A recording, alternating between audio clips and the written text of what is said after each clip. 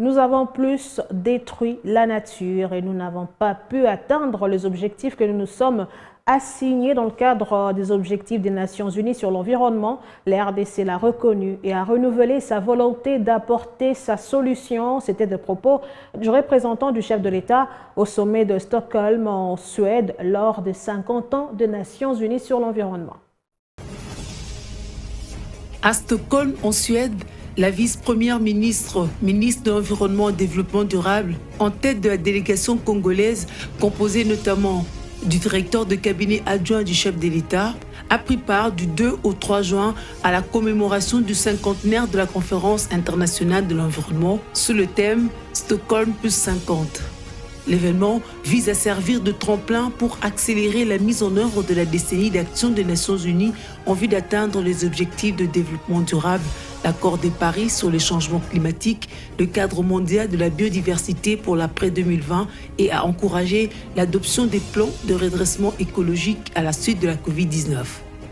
Antonio Guterres, secrétaire général de l'ONU, a ouvert la séance inaugurale de cette réunion de haut niveau après le mot du roi de Suède, Charles XVI Gustave, qui a rappelé les réalisations de la conférence de Stockholm sur l'environnement humain tenue en 1972, en avertissant que le monde n'a pas 50 ans de plus pour inverser la tendance ou le développement. Cet événement heureux coïncide avec les 50 ans d'existence de l'action environnementale dans mon pays et la création du portefeuille de l'environnement et la protection de la nature.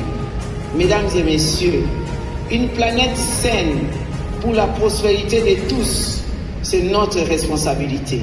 50 ans durant, nous avons plus détruit la nature et nous n'avons pas pu atteindre les objectifs que nous nous sommes assignés dans le cadre du programme des Nations Unies pour l'environnement. Si la RDC, mon pays, a pu conserver ses atouts environnementaux jusqu'à ce jour, c'est grâce à la volonté de ses dirigeants et de son peuple pour protéger l'environnement en vue des générations présentes et futures. La RDC a l'honneur pour se faire aujourd'hui d'abriter les travaux préparatoires de la COP27 en partenariat avec la République arabe d'Égypte. Face à la triple crise planétaire, le changement climatique, perte de la biodiversité et pollution, la RDC se présente désormais comme pays solution.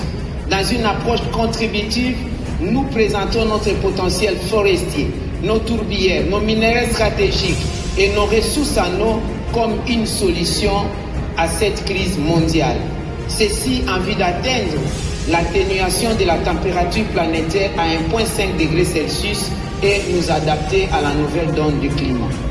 La cérémonie commémorative précédant l'ouverture de la conférence était lancée par un spectacle original des jeunes artistes en présence du roi. Le souverain a observé que le monde dispose des outils pour rendre la planète plus saine. Il est temps de les utiliser.